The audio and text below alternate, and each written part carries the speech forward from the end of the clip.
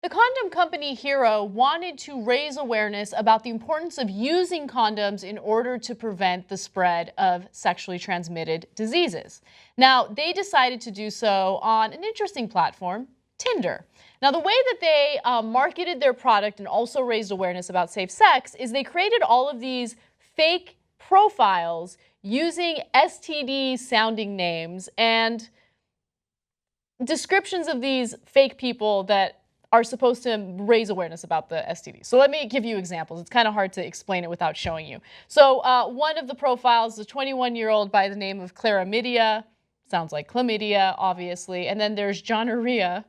Oh no, another nickname. I know, poor John. Okay, so swipe right if you're looking for something serious. So that's gonorrhea. Gonorrhea, okay. Swipe right if you're looking for something serious. Infertile kind of serious, right? So trying to make a point about how if you have gonorrhea, well, you might be infertile if it goes untreated. No, this is super confusing, and this ain't right, okay? Like, if I'm in Australia and I was a single person using Tinder, the degree to which I would swipe in the right direction for chlamydia over there is indescribable. What's the right way? What's the chlamydia? No. The way that you swipe. Is it right? Right. You swipe right? If you approve. Okay. Yeah. I'll be like, and then I'm like, look at this girl's name is chlamydia. That's so funny. I hope she doesn't have it. Anyway, hey, where do you want to meet? Because that's not clear enough, right? And it's not. So what often happens is if you match with one of these fake profiles, well then there's a person on the other end who engages in a chat with you. Because remember, on Tinder, you can't chat with an individual unless you both match one another. That means you both swipe right and approve one another. So during the chats, they'll go into these like cheeky conversations about STDs, and they're still trying to be like coy about it, but you're right, Cenk. Like, I don't know how effective this is. And I don't know if the messages they're sending are really helpful, because I think what this does more than anything is stigmatize the STDs, or at least stigmatize the people who have the STDs, when in reality, there are smarter ways to educate the public about them. Could you imagine if chlamydia swipes left to you? Because you both have to agree. Chlamydia is like, nah, I'm not buying you. But there are different types of Tinder users, right? So I don't know if a lot of women do this, but I know of a lot of guys who just swipe right to everyone. They just swipe without even really looking at the picture. Because they're guys. Because they're guys, right? And then, they'll match with some number of women, and if they want to chat with them, they will. But again, like I think the worry that people have is that, again, it stigmatizes the people and gives out false information about the STDs. So let's now focus on the criticism that they're getting for doing this. There are some profiles that are trying to raise awareness about AIDS, right? So there are two fake profiles that have been created. You have 80s and then 80, right? One is a boy, one is a girl. And they start explaining. How am I supposed to know that's for AIDS? That 80 girl, let me aid you. I mean, if I was single, I'm just saying. And then that joke with knock knock, who's there? AIDS. That's not even like, but that's the thing. That's not really funny in any way. Except for the fact that it's slightly funny now.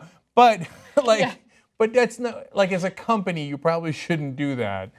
And AIDS is not the best thing to kid around about. It's not, exactly. So it seems like it's making light of it, and they got a lot of criticism for it. And the company came forward and they said, look, that's not what we intended to do. They've since pulled down these profiles from their company website, but since it's already circulating on social media, it's out there. It's really hard for you to take it back, right? No, it's definitely a little funny. I'm amused by the idea of like I'm a horny young single guy in Australia, and I'm like, oh, look at this picture. Oh, hey, 80. I don't know what 80. Who cares? 80 could be like a kind of a young name, whatever, right? 80 is a cute name. Okay. Oddly enough. Right. She's like, knock, knock. Who's there? Oh, who's there? AIDS. Like, Jesus, Lord mercy. What happened? Right. But there'll still be guys who are like, yeah, swipe right. Look, I think it's important to encourage people to protect themselves when they're having sex, especially casual sex, right? there's always this conversation about like how you need to confront the person you're about to have sex with and ask them if they've been tested, which has always amused me because yeah, that is the responsible thing to do, and in an ideal world we'd be able to have those conversations without them being insanely awkward. But like, you're about to have sex with someone for the first time, you've gone out on a few dates and you're like, I'm ready. What do you do? Like, do you just stop right before and tell them like, hey, when was the last time you got tested? And then how do you believe them? Like, do you ask them for documentation? Like, can I please see your test results? Yeah, asking for documents is so hot. I mean, and it's hard for a girl. For guys, it was nearly impossible because you're like working so hard to get laid in the first place. Yeah. I mean, I don't know, maybe some of you guys are awesome and don't have to work hard. I had to work hard, right? And finally you got on it, like, she's like, I guess so. Like, I don't know, did anybody have sex with me when they weren't saying, I guess so, right? And right before she's about to say yes, wait, have you been tested? Okay. It seems like you're accusing them of being dirty when that's not really what you're, by the way, people with STDs are not dirty, right? Like, that's not what I'm trying to say, but it's just, it kind of antagonizes the person right before you're supposed to have sex, which is why it's important to have condoms available, right? And for some reason, this company seems to think that people don't use condoms or carry condoms with them because they think there's a stigma associated with carrying those condoms. I disagree with that. I think that it's not about stigma, it's about the fact that condoms suck and they haven't been, changed or improved at all in decades. Yeah, it's one of those weird products that people refuse to improve, like toilet seat covers. How do you rip those things and they never stay on the toilet seat? Yeah. Why have we used it my whole life? Yeah. Can't someone come up with something better? Yeah. All right, now back to this story. Okay, I actually, look, they got a lot of press for it, so in some sense, mission accomplished. And I don't think they were completely wrong. I think, hey, they're educating people about, hey, those things exist out there. Be mindful. You're not going to ask someone, hey, do you have gonorrhea or maybe syphilis? Right? Like, that's crazy. You're not going to do that. Yeah. Some you might, and God bless you, but more likely, just use a condom to be safe. And then you could have that conversation realistically probably a little bit later when you guys are a little bit more comfortable with one another, right? Of course. But be safe in the meanwhile. I don't mind their message. I like their message. They went a little too far with it. But I wanted to back him up on one other thing, which is, no, at least in my day, carrying a condom sometimes was awkward, right? I remember one time we're going out and I decided we're going to a club, so I'm bringing a condom. First, you get the snickers, like from your friends, like, oh, really? You're going to be getting laid at the club. That's what's happening. You, Mr. I guess so, right?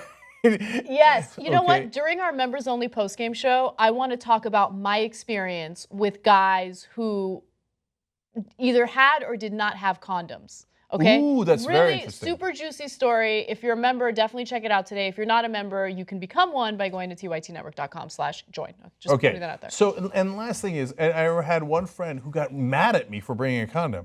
He's like, oh, you totally ruined my motivation and my concentration and everything. You've ruined everything, okay?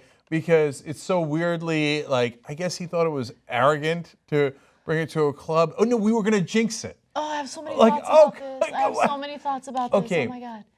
Whereas I think today, I hope more people have gotten to a better spot where they're like, hey, like, that's the cool thing to do. Like, it's the like, it's not cool to be an idiot, right? If you're lucky enough that you're in a situation like that, hey, way to look out. Yeah. You know? Yep.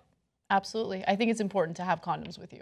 Okay? Even if you're going on a date with someone that you don't think you're going to have sex with, take a condom with you. You never know. Be prepared. For the rest of the story, tytnetwork.com/join.